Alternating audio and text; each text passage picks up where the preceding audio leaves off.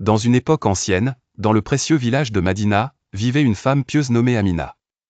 Son cœur était rempli de foi, et elle s'efforçait chaque jour de servir son Seigneur à travers les actions et la prière. Amina avait compris que la vraie richesse ne réside pas dans les possessions matérielles, mais dans la proximité avec Allah. Un jour, alors qu'elle revenait du marché, elle remarqua un jeune homme assis à l'ombre d'un palmier, les yeux remplis d'inquiétude. Elle s'approcha de lui doucement et lui demanda, « Ô jeune homme, pourquoi c'est très inquiet sur ton visage ?»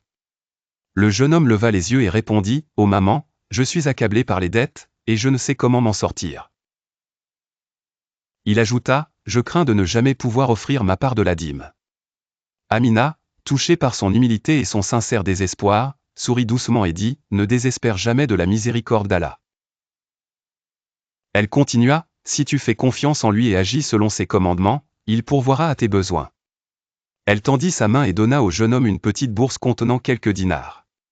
« Prends ceci et utilise-le pour rembourser une partie de tes dettes. » Ému par sa générosité, le jeune homme remercia Amina et partit avec un cœur léger.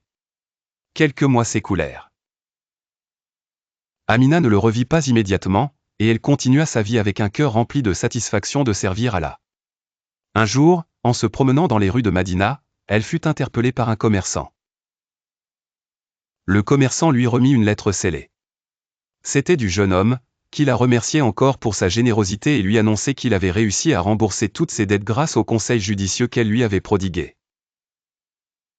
Dans la lettre, il ajouta, « Au dos à Allah et à vous, je suis maintenant capable de contribuer à la communauté, et j'espère apporter de l'aide à d'autres comme vous l'avez fait pour moi. » Amina sourit et était pleine de gratitude.